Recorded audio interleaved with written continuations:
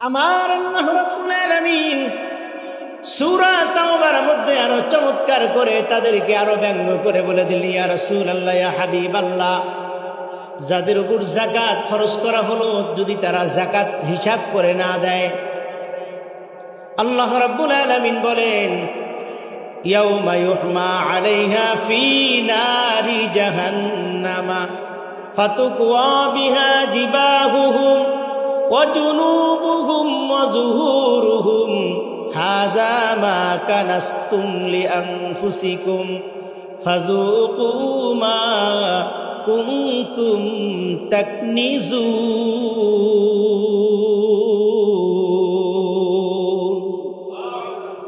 আমার আল্লাহ রাব্বুল আলামিন জানায় দেন, যদি সে তার গচ্ছিত সম্পদ থেকে উপার্জিত অর্থ থেকে যাকাত আদায় না করে, ওই দিন সম্পর্কে আপনি তাদেরকে বলে দেন, ইয়াউমা ইউহমা আলাইহা ফি নারি জাহান্নামা, তার সমস্ত সম্পদগুলো আমার আল্লাহ রাব্বুল আলামিন জাহান্নামের আগুনে জ্বালাইবে। শুধু তাই নয়, ফাতুকওয়া জিবাহুহুম ওয়া জুনুবুহুম ওয়া যুহুরুহুম, আল্লাহ রাব্বুল আলামিন তার গচ্ছিত সম্পদকে আগুনের মধ্যে জ্বালাইয়া তার গালের মধ্যে ক্রুশ চিহ্ন দিবে। নাউজুবিল্লাহ বলেন। পার্শ্ব অতিক্রম করে যখন সে অন্যদিকে ছুটে যাবে, কপালের মধ্যে গালের মধ্যে ক্রুশ চিহ্ন দিবে, আর পিঠের মধ্যে ক্রুশ চিহ্ন দিবে, আর তার কপালের মধ্যে লেখা থাকবে যাকাত অস্বীকারী। নাউজুবিল্লাহ বলেন। যে আয়াত তেলাওয়াত করেছি যেই সূরা থেকে, এই সূরার নাম হচ্ছে ভূমিকম্পের সূরা। সূরার নাম কি? ভূমিকম্প। সূরা জিলজাল। জিলজালের শব্দের শাব্দিক হচ্ছে ভূমিকম্প। সম্পূর্ণ সূরা ব্যাখ্যা করা সম্ভব নয়। এই সূরার প্রথম একটা আয়াত তেলাওয়াত করেছে। এই আয়াতকে সামনে রেখে সামান্য কিছু কথা আপনাদের সাথে শেয়ার করব। রাসূল আকরাম সাল্লাল্লাহু আলাইহি ওয়াসাল্লাম বলেন, লা তাকুমুস সাআতু হাত্তা তাকুনু খুসুমাতুন নাস রাব্বিহি। রাসূল আকরাম সাল্লাল্লাহু আলাইহি ওয়াসাল্লাম বলেন, ততক্ষণ পর্যন্ত কিয়ামত হবে না যতক্ষণ পর্যন্ত সৃষ্টি জগতের সৃষ্টি তার স্রষ্টাকে নিয়ে বাজে মন্তব্য না করবে, ততক্ষণ পর্যন্ত কিয়ামত হবে না। আর এক হাদিসে রাসূল সাল্লাল্লাহু আলাইহি ওয়াসাল্লাম বলেন, ইজা জাআল কিয়ামাতু ক্বাবলাহু, কিয়ামত যখন চলে আসবে তার পূর্বের কিছু নমুনা রাসূল আকরাম সাল্লাল্লাহু আলাইহি ওয়াসাল্লাম আমাদেরকে দেখিয়ে দিয়েছেন। কি নমুনা? রাসূল বলেন, ওয়া তাকুনু তাকসুরাতুল জিলজাল, কিয়ামত সংঘটিত হওয়ার আগে অধিক হারে ভূমিকম্প শুরু হবে। এই অধিক হারে ভূমিকম্প শুরু হয়েছে কি হয় নাই? টের পাইতেছেন? আমার তো মনে হয় আমি জমিনতে হাঁটার সময় ভূমিকম্প হইতেছে, এরকম মনে হয়। আমার মনের অনুভূতি আমি প্রকাশ করতেছি। জমিনতে হাঁটার সময় কেন যেন মনে হচ্ছে যে ভূমিকম্প হচ্ছে, এরকম একটা আতঙ্ক আমার মধ্যে চলে আসছে। আপনাদের মধ্যে? আপনারা তো ইমানদার মানুষ। রাসূল বলেন, ওয়াতাকসুরাতুল ফিতান, অধিক হারে ফিতনা ফাসাদ বেড়ে যাবে। ওয়াতাকসুরুল কিতাল, অধিক হারে হত্যা লুণ্ঠন এগুলো বেড়ে যাবে। ওয়াতাকসুরুজ জিনা, জিনা ব্যভিচার পরকীয়া বেড়ে যাবে। রাসূল সাল্লাল্লাহু আলাইহি ওয়াসাল্লাম বলেন, ওয়াতাকসুরুল খুসুমাতুন নাসি রাব্বিহি, অধিক হারে মানুষগুলো তার প্রভুকে নিয়ে, স্রষ্টাকে নিয়ে বাজে মন্তব্য করবে। রাসূল বলেন ওয়াতাকুনু নাসু ফিল মাসাজিদি তুরকান লাম ইয়াদখুলুল মসজিদ। মুসলমান পরিচয়ে মুসলমানের সন্তানগুলো মসজিদের পাশ দিয়ে চলে যাবে, কিন্তু মসজিদে ঢুকবে না।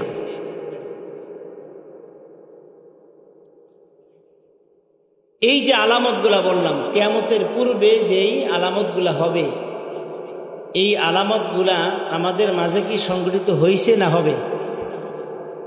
সত্যি কি হয়েছে নাকি হবে? এটা অন্য অন্য জায়গায় হয়েছে, মানে আমাদের শান্তিপুরে এখনো হয় নাই এরকম কিছু। আল্লাহ রাব্বুল আলামিন বলেন ইজা জুলজিলাতিল আরদু জিলজালাহা, যখন পৃথিবী প্রবল বেগে প্রকম্পিত হবে, তার পূর্বের কিছু নমুনা রাসূল সাল্লাল্লাহু আলাইহি ওয়াসাল্লাম আমাদেরকে দেখাই দিলেন। আর এক হাদিসে রাসূল বলেন যে ফিতনা এবং বিপদ আপদ কেমন ভাবে বাড়বে, যে একটা তসবির যদি আপনি রশিটা কেটে দেন, তসবির দানাগুলা ঝরে পড়তে কয় মিনিট সময় লাগবে? এই 100টা দানা পড়তে আমার মনে হয় 2-1 সেকেন্ড সময় লাগবে, ঠিক কিনা? রাসূল আকরাম সাল্লাল্লাহু আলাইহি ওয়াসাল্লাম বলেন কিয়ামতের পূর্বে ফিতনা ফাসাদ এবং বিপদ আপদ মানুষের সামনে এত প্রবল বেগে আসবে, যেমন তসবির দানা কেটে দিলে একটা একটা করে জমিনে পড়ে, ঠিক অত দ্রুত মানুষের উপরে আযাব গজব চলে আসবে। নাউযুবিল্লাহ। কার কথা? রাসূল সাল্লাল্লাহু আলাইহি ওয়াসাল্লাম পবিত্র হাদিসে ইরশাদ করেন। এখান থেকে বাঁচার কোনো পথ আছে কিনা রাসূল সাল্লাল্লাহু আলাইহি ওয়াসাল্লাম আমাদেরকে দেখাই দিয়েছে। এগুলো কিয়ামতের পূর্বে যে আলামতগুলো আসবে, কিন্তু কেন ঘটবে এই জিনিসগুলো? রাসূল আকরাম সাল্লাল্লাহু আলাইহি ওয়াসাল্লাম তিরমিজির 2011 নম্বর হাদিসে রাসূল সাল্লাল্লাহু আলাইহি ওয়াসাল্লাম বিশাল বড় একটা হাদিস বর্ণনা করেন। এই যে ভূমিকম্পগুলো হয়, ভূমিধস হয়, 15টা কারণে আল্লাহ রাব্বুল আলামিন এই ভূমিকম্পের মতো আযাব গজব পাঠাইয়া দেয়। একটা থেকে একটা ভূমিকম্প বড় আসতেই থাকবে। মনে করেন না, গত শুক্রবার আসছিল 5.2 না 5.7, এটা থেমে গেছে না। যতক্ষণ পর্যন্ত মানুষগুলা তওবা করে গুনার পথ না ছাড়বে, তসবির দানার মতো একটার পর একটা বিপদ আরো বাড়তেই থাকবে। রাসূল বলেন, রাসূল সাল্লাল্লাহু আলাইহি ওয়াসাল্লাম হাদিসের মধ্যে ইরশাদ করেন, وعن أبي هريرة رضي الله تعالى عنه قال قال رسول الله صلى الله عليه وسلم إذا اتخذ الفيء دؤلا। প্রখ্যাত সাহাবী হযরত আবু হুরায়রা রাদিয়াল্লাহু তাআলা আনহু থেকে বর্ণিত, তিনি বলেন রাসূল আকরাম সাল্লাল্লাহু আলাইহি ওয়াসাল্লাম ইরশাদ করেছেন, ভূমিকম্প এর মতো আরো বড় বড় দুর্যোগ আসার 15টা কারণের মধ্যে 1 নম্বর কারণ হচ্ছে ইজাত্তাখিদাল ফাইউ দুআলা, যখন মানুষগুলো গনিমতের মালগুলা নিজের মাল হিসাবে ব্যবহার করবে, অর্থাৎ সরকারি মালগুলা নিজের মাল হিসেবে ব্যবহার করবে। 1 নম্বর কারণ। 2 নম্বর কারণ হচ্ছে রাসূল বলেন ওয়াল আমানাতু মাগনামা, মানুষের কাছে আমানত রাখবে, কিন্তু আমানতের মালগুলা নিজের হিসাবে ব্যবহার করবে, ঠিকঠাক মতো ফেরত দিবে না। তো প্রথম কারণ আমরা পাইলাম গনিমতের মালগুলা নিজের মাল হিসাবে ব্যবহার করবে, জিজ্ঞাসা করবে না কারো কাছে। 2 নাম্বার, আমানতের কি করবে? খেয়ানত করবে। একটু কথা বলেন, এই কারণগুলো আমাদের মাঝে আছে কি নাই, না সামনে হবে? তো 2 নাম্বার পাইলাম অল আমানাতু মাগনামা, আমানতের মাল খেয়ানত করবে। কারো কাছে কোনো কিছু গচ্ছিত রাখলে সে এটা কি করবে? খেয়ানত করবে। বড় ভাই দুনিয়া থেকে চলে গেছে, ছোট ভাইয়ের সন্তানগুলা এতিম, এখনো বাবা জমি জমা ভাগ করে দেওয়া যায় নাই, ভাগ হয় নাই। এই এতিমের মাল, এই সম্পদ নিজের নামে দলিল খারিজ সবকিছু করে নেওয়ার মতো এই ডাকাত আমাদের সমাজে আসেনি। জোরে বলেন না, আসেনি? বাবা মারা গেছে, বোন আছে সংসারে, বোনকে পড়াশোনা করাইয়া একটা বিবাহ শাদী দিয়া শ্বশুর বাড়িতে পাঠাই দিয়েছে। কোনো কারণে বোন তার ভাইয়ের কাছে সম্পদের জন্য আসছে, নিজের সম্পদ, বাবার সম্পদ নিজের। ভাই বলতেছে তোমাকে বাবা মারা যাওয়ার পরে লেখাপড়া করাইছি, বিয়া শাদী দিছি, অনেক টাকা পয়সা খরচ হয়েছে, তোমার আর সম্পদ নাই। এরকম ডাকাত আমাদের সমাজে আসেনি। বরং বোনের সম্পদ তো দিবেই না, আর মামলার হুমকি দেয়।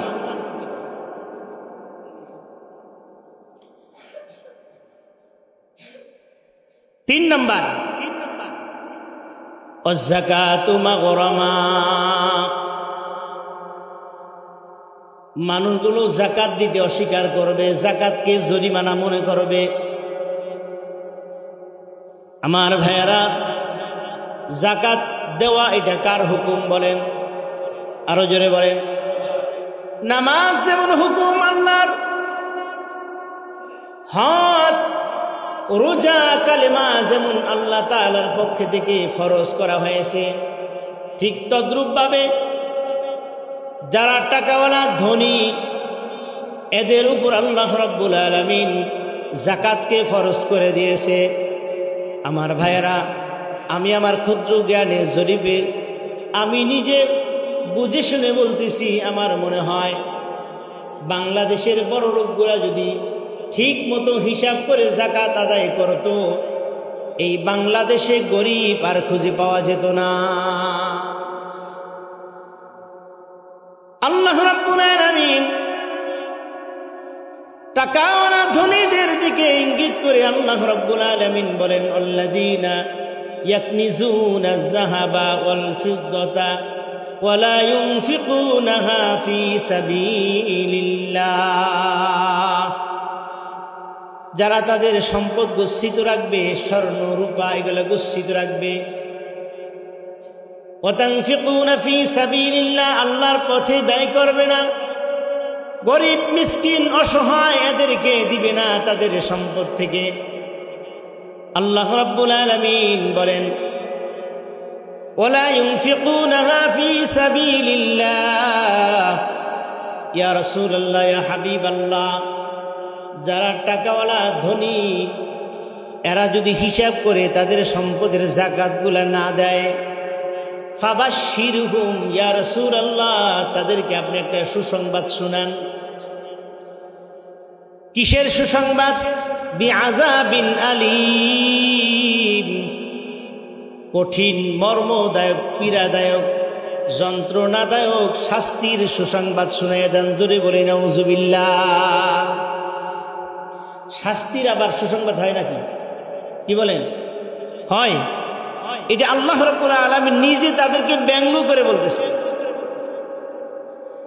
শুধু তাই নয়, আমার আল্লাহ রাব্বুল আলামিন সূরা তাওবার মধ্যে আরো চমৎকার করে তাদেরকে আরো ব্যঙ্গ করে বলে দিলেন, ইয়া রাসূলুল্লাহ, ইয়া হাবিবাল্লাহ, যাদের উপর যাকাত ফরজ করা হলো যদি তারা যাকাত হিসাব করে না দেয়, আল্লাহ রাব্বুল আলামিন বলেন, ইয়াউমা ইউহমা আলাইহা ফি নারি জাহান্নামা ফাতুকওয়া বিহা জিবাহুহুম وجنوبهم وظهورهم هذا ما كنزتم لأنفسكم فذوقوا ما كنتم تكنزون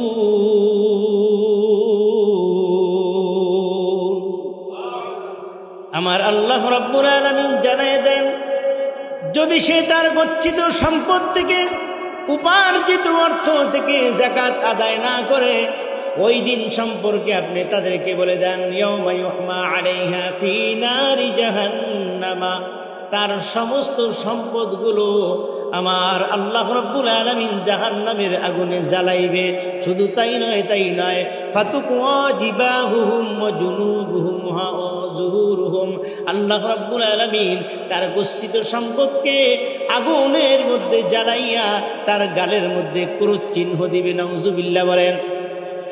পার্শ্ব অতিক্রম করে যখন সে অন্যদিকে ছুটে যাবে, কপালের মধ্যে গালের মধ্যে ক্রুশ চিহ্ন দিবে, আর পিঠের মধ্যে ক্রুশ চিহ্ন দিবে, আর তার কপালের মধ্যে লেখা থাকবে যাকাত অস্বীকারী। নাউজুবিল্লাহ বলেন। তা 3 নাম্বার আমানত পাইলাম, যাকাতু মাগরামা, যাকাতকে তারা এটা বোঝা মনে করবে, এটা জরিমানা মনে করবে, যাকাত আদায় করবে না। 4 নাম্বার, রাসূল আকরাম সাল্লাল্লাহু আলাইহি ওয়াসাল্লাম বলেন, তা'লিমু লিগাইরিদ দ্বীন, ধর্ম বিবর্জিত আলোচনা সব জায়গায় বেড়ে যাবে, দিন নিয়ে আলোচনা করবে না, তারা বিভিন্ন ধরনের উৎসব নিয়ে আলোচনা করবে। আগের জমানায়, আমাদের জমানায়, আমরা তো বেশি দিন আগের না, 20-25 বছর আগে যখন মক্তবে পড়তাম ফজরের সময়, যেভাবে আমরা মক্তবে যাইতাম, সেই মক্তব কি এখন আছে বলেন তো? বুকে হাত দিয়ে বলেন আছে? এখন আর নাই, খুব কম, খুব কম। মক্তবের পরিবর্তে কেজি স্কুল চালু হয়েছে, সকালবেলা শিখায় তাদের সারেগামা পাদানিশা, এই গান চর্চা করা হয়, ধর্মের চর্চা আর নাই। মুসলমান তার ঐতিহ্য ধরে রাখার জন্য যা যা দরকার এগুলো সব ভুলে গেছে। এখন সে আর ধর্মের চর্চা তার মধ্যে নাই। দাও 2-4টা মাদ্রাসা আছে, এই মাদ্রাসার মধ্যে এখন আবার শকুনের চোখ পেয়ে গেছে, কেমনে বন্ধ করা যায়? ঠিক কিনা বলেন? আমি তো চ্যালেঞ্জ করে বলবো, বেশি না, নুরানি মাদ্রাসার একজন 7 থেকে 8 বছরের বাচ্চা দাঁড়ায় করাই দেন, আর আপনার মাস্টার ডিগ্রি পাশ করা একজন ডাক্তার হোক, ইঞ্জিনিয়ার হোক দাঁড় করাই দেন, 2 জন থেকে 4-5টা করে সূরা শোনেন, আমার মনে হয়, আমি গ্যারান্টি দিয়ে বললাম, ওই নুরানি মাদ্রাসার ছাত্র সূরাই শুদ্ধ হবে। আপনি কি অর্জন করলেন? কি অর্জন করলেন?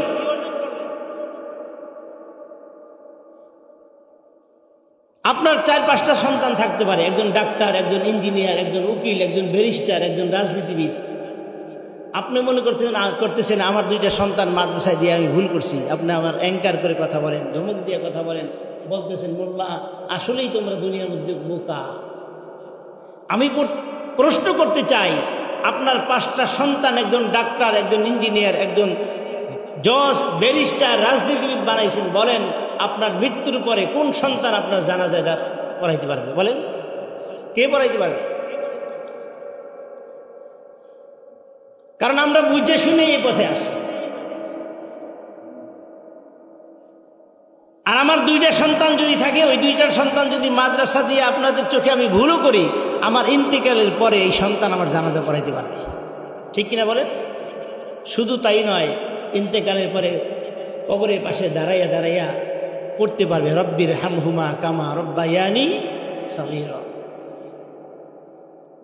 আপনার সন্তান কবরের পাশেও যাইবে না।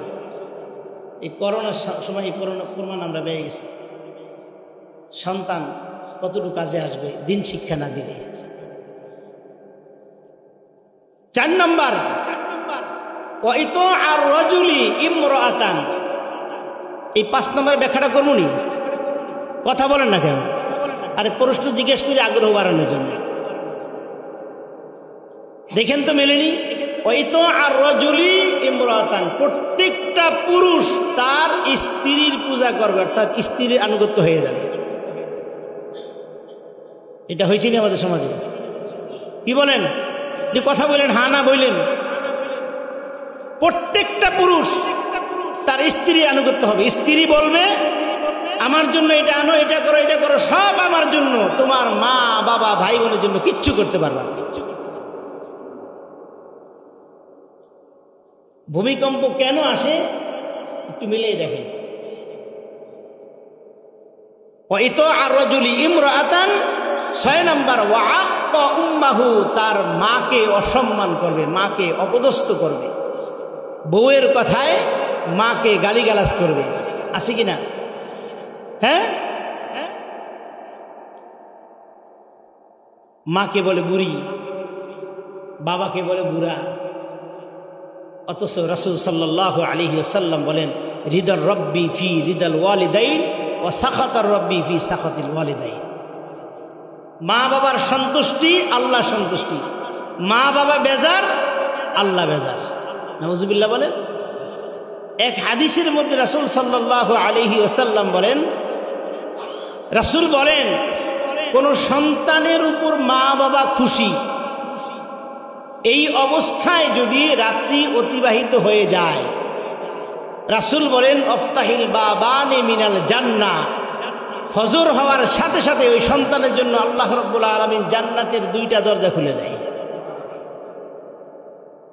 শুধু তাই নয়, মা বাবা বেজার হলো কোন সন্তানের উপর, এই অবস্থায় রাত্রি অতিবাহিত হয়ে গেল, আপনি ক্ষমা চাইয়ে নিতে পারলেন না, ঘুমাই গেলেন, কিন্তু মা বাবা বেজার, আপনার প্রতি অসন্তুষ্ট, এই অবস্থায় ঘুমাইল। রাসূল বলেন আফতাহিল বাবানে মিনান নার, ফজর হওয়ার সাথে সাথে ওই সন্তানের জন্য জাহান্নামের 2টা দরজা খুলে যায়। নাউজুবিল্লাহ বলেন। পীরের কাছে দৌড়ানোর দরকার নাই, কোনো দরকার নাই। মা বাবা থাকলে এখনো সময় আছে, দোয়া নেন।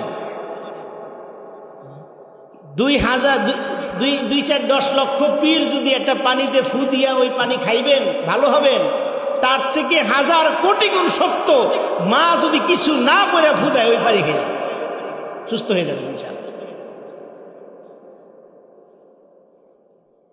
রাসূল বলেন যার দিকে তাকাইলেও সওয়াব। সুবহানাল্লাহ বলেন। হাদিসগুলো বলার সময় নাই, কারণ আমি সামনে অনেক আলোচনা আছে। যার দিকে তাকাইলেও সওয়াব। মা বাবার দিকে কোন সন্তান যদি নেক নজরে তাকায়, আল্লাহ রাব্বুল আলামিন বলেন কবুল হওয়া, কবুল হওয়া, কবুল হওয়া, হজের সওয়াব আল্লাহ রাব্বুল আলামিন তার আমলনামে লিখে দিবে। আরো যেমন সুবহানাল্লাহ। এখানে অনেক আছেন মক্কা মদিনা যাইতে পারে না, টাকা পয়সা নাই, এরকম আছে না? রাসূল গ্যারান্টি দিয়ে বললেন, 100% গ্যারান্টি। এক সাহাবী বললেন ইয়া রাসূলুল্লাহ, আমি যদি 100 বার তাকাই? রাসূল বলেন আল্লাহু আকবার ওয়া আতিয়াব, তোমার আমলনামায় আমার আল্লাহ রাব্বুল আলামিন মা বাবার দিকে সুনজরে তাকানোর কারণে 100টা কবুল হজের সওয়াব লিখে দিবে। কোথায় দৌড়ান? গরু নেয়া, মহিষ নেয়া, যদি এইগুলা নিয়ে যাওয়া জায়েজ থাকতো, আমার রাসূলের রওজায় পাড়া দেওয়ার জায়গা থাকতো না, সব স্বর্ণ রূপে। ঠিক কিনা বলেন?